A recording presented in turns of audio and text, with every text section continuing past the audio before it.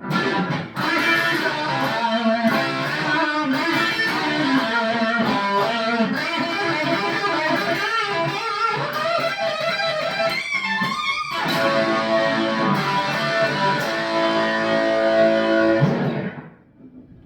everybody, it's been a while. I haven't done guitar lesson videos in a long time, but I recently thought I'd do one for a kind of a continuation of a video I did back in 2014, which is Airbourne's Blackjack. I did all the riffs and the rhythm guitar parts in that lesson, and I thought today I would like to bring attention to the guitar solo part. I recently just got a comment on my one of my recent videos I uploaded on my channel on YouTube, wanting me to break down the solo, and I thought, why not? I don't have anything better to do today, so might as well do it. So this one's for you. I believe it was Behind the Sun Official left the comment, so I'm going to break it down for you. And this is what I think they do. I don't know exactly what they're doing, but this is what I hear when I play it. So first starts off, it's in the key of A, and we're mainly using A minor pentatonic.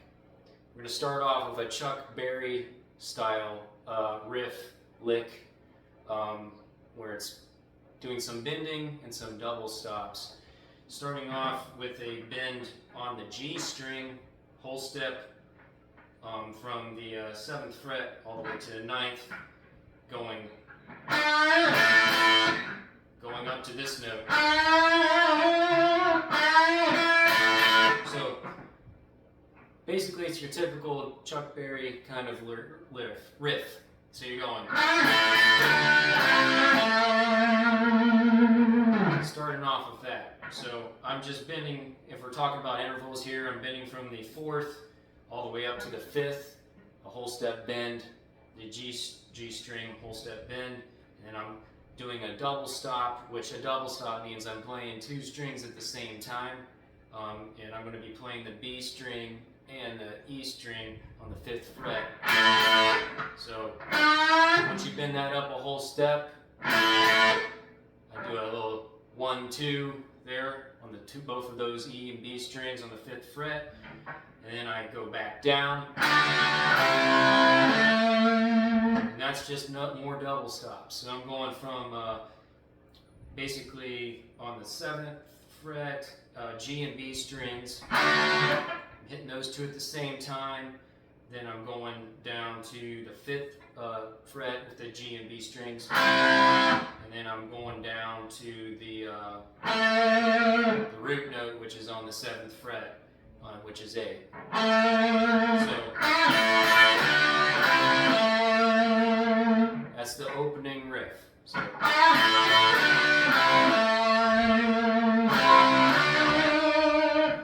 last little part to end it is you go back up on the 5th and 7th frets with the double stops and the G and B strings. So, and I'm adding some vibrato to it just to, make it really sing. So, then that's the first sequence. Second sequence is almost the same. Do it again. And instead of going back up to the 5th and 7th frets on the G and B strings, I'm just going to go on the 5th fret on the D string, back to the root note. So it's just, so that's just a G note all the way to an A note. So altogether, for the first half of the solo, you just have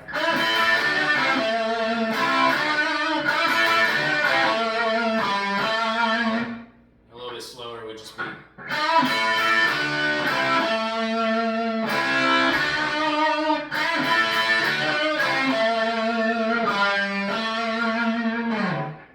That's all it is for the first half, and that's the more easier part. And then the second part is going to be a little bit more faster, just a little bit, some more hammer-ons, pull-offs, but overall it's pretty, it's not too difficult once you get the hang of it. So the next part it's going to be some kind of fast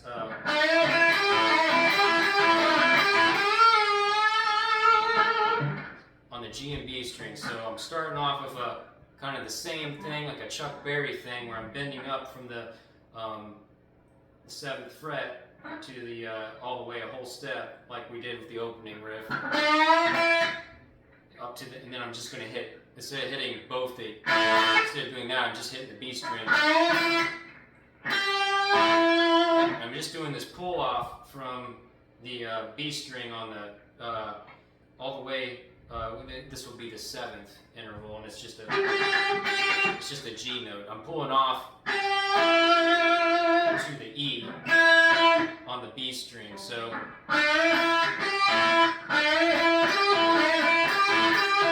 and it's just going to go on that kind of pattern. So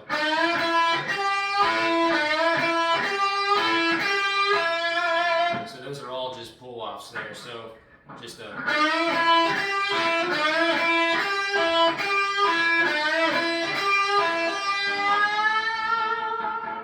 And the last little thing as I go back down on that G string, I bend up to the root note, and I'm just adding some vibrato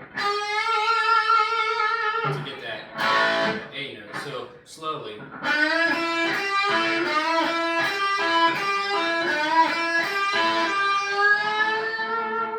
That's all it is.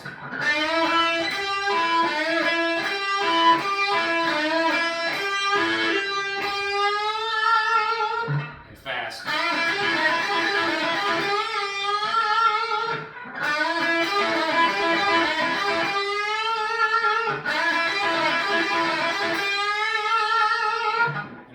And you know, I don't know exactly what they're doing because the guitars are the rhythm guitars are kind of turned up pretty loud in that part, and that's what I hear them doing. But I'm not exactly sure if that's exactly the pattern that was intended on that solo. But that's what I hear, and that's just kind of how I play it. And I think it's something similar to that. So after that, I'm going to just go up all the way, octave up. The same pentatonic box, but you're going to be playing it all the way up here, all the way up here. So, and the pattern is going to be actually a little bit easier because all you're going to be doing is just doing that 3 times, and then you're going to be bending on the high E string all the way up. This is it's the same pattern, but you're all the way up here, same box shape, and you're just bending up to a, which that would be a D. So you're bending up to a D note at the end. But going from there, you're just going to go. So I'm bending, pentatonic shape, octave up, interval, same interval, Chuck Berry riff, but it's simpler because you're just going to be going. This is on the G and B string, so I'm bending up a whole fret, and then I'm hitting the B string on the, I guess if we were talking about frets here, this would be the 17th fret, bend on the 19th, and I'm pulling off from the, so if this is the 17th, 20. And I'm just doing that 3 times, so it's just a 3-time kind of. So it's just 1, 2, 3, like 3 times around. And then to finish it off is on the high E string.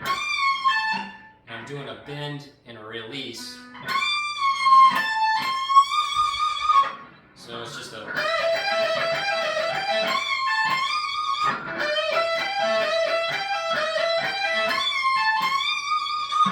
That's what I hear in the last part there, if you slow it down. So those 2 parts together, it's just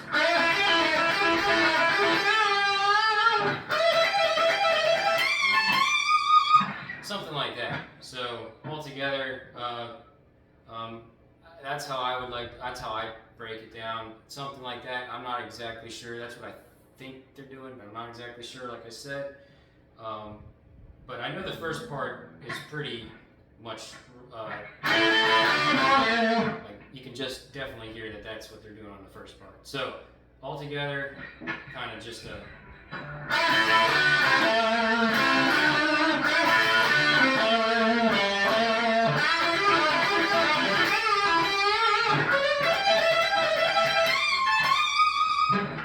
Something like that. So do it again.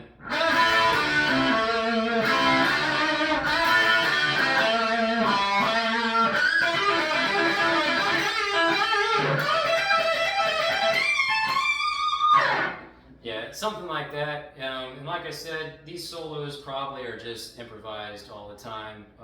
Most of the time, bands, when they're playing it live, are not, I know when I play live solos, I don't always play them the same, and there's a little bit of improvisation going on. It's somewhere in that kind of range where you're just doing something like that. But if you want to get down accurately, I suggest just slowing down the YouTube video and trying to hear what you can. That's what I hear when I slow it down. But yeah, it's just something like that. Well, it's been a while since I did a lesson video. I hope you enjoyed this, and I might do more, I might not, I don't know. I mainly like to do just jam videos nowadays. But thanks for watching, and I'll see you next time.